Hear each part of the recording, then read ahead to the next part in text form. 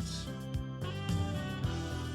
When in the course of human events it becomes necessary for one people to dissolve the political bands which have connected them with another, and to assume among the powers of the earth the separate and equal station to which the laws of nature and of nature's God entitled them. A decent respect to the opinions of mankind requires that they should declare the causes which impel them to the separation. That's the first paragraph of our Declaration of Independence. We have a president that is willing to hand over our sovereignty. Now, folks, this should scare you as much, if not more, than 2,000 Mules. Okay? An upcoming conference, May 22nd through the 28th, ultimate control over America's healthcare system is scheduled to be delivered pending a vote to the World Health Organization that will give sweeping power to the WHO's Director General to declare health emergencies or crises in any nation, even if that nation opposes it. The Director General will be able to declare these health crises based merely on his personal opinion or consideration that there is a potential or a possible threat to other nations. If passed, the amendments proposed by the Biden administration will drastically compromise the independence and the sovereignty of the United States. The same threat looms over all of the United Nations' 193 member nations, all of who belong to the WHO and represent 99.44% of the world's population. The proposal will pass unless you start opposing it. These amendments will allow the World Health Organization's Director General, like I said, to declare emergencies in any nation. And again, it doesn't matter if your nation says, no, we don't have an emergency. Too bad. Yeah, you do. You got one now. Back on January the 18th of this year, with no public awareness, officials from the Biden administration sent the World Health Organization these extensive amendments to strengthen the WHO's ability to unilaterally intervene in the affairs of nations merely suspected of having a health emergency. Oh. The U.S. amendments cross out critical existing restrictions in the regulations. The WHO shall consult with and attempt to obtain verification from the state party in whose territory the event is allegedly occurring. They eliminated that. So by eliminating that and other clauses, they can do whatever they want, and they can declare any emergency that they want.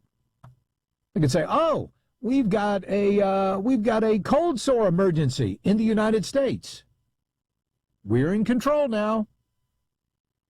Literally, that's what they can do.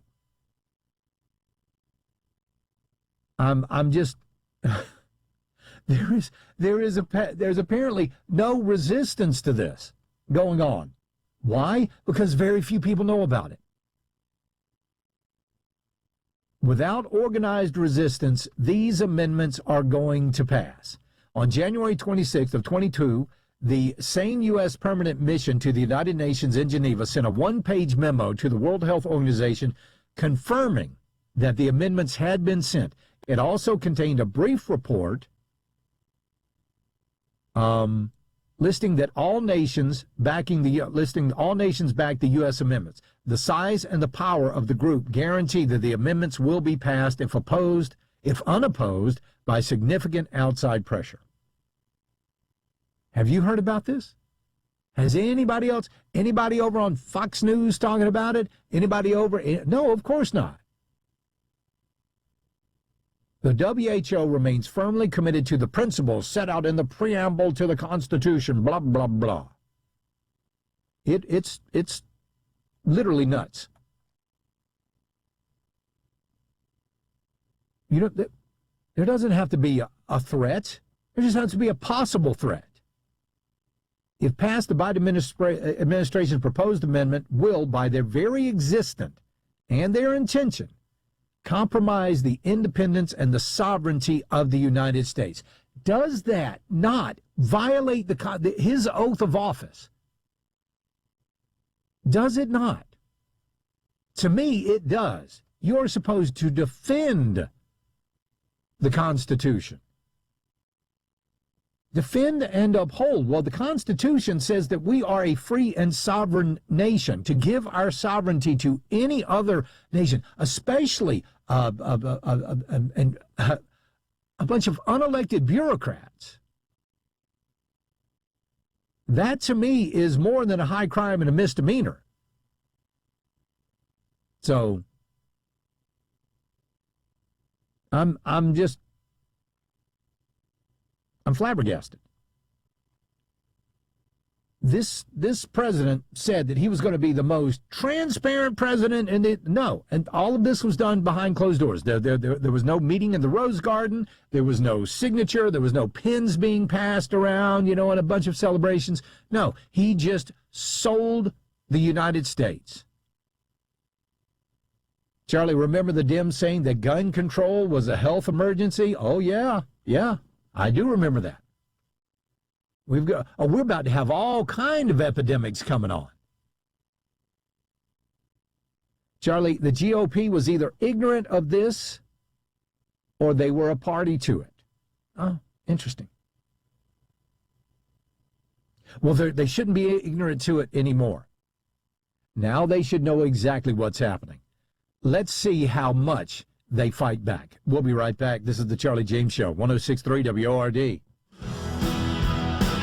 I'm still flabbergasted. And I'm more flabbergasted by the response from so-called conservatives.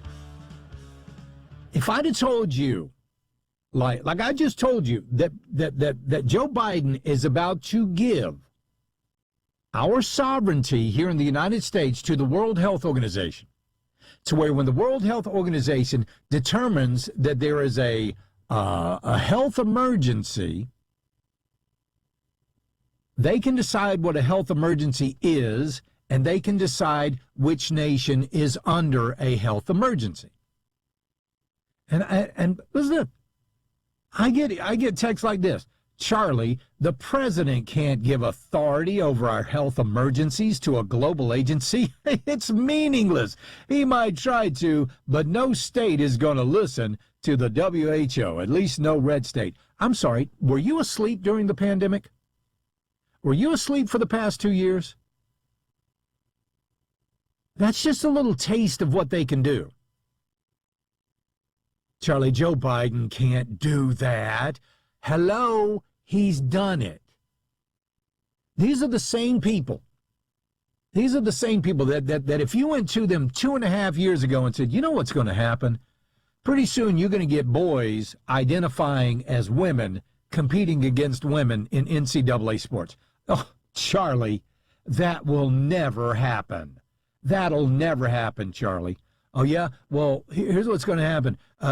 Pretty soon you're going to have teachers that are going to be talking about their own sexuality in kindergarten classes and telling children trying to convince children that they are transsexual. Charlie, you've gone off the deep end there, Charlie. There's no way that's not going to happen. No. Oh, it can't? Can't do that? Well, just watch what happens the 22nd through the 28th. So somebody wanted to know what powers they could have. What could they do? Again, were you sleeping over the past couple of years?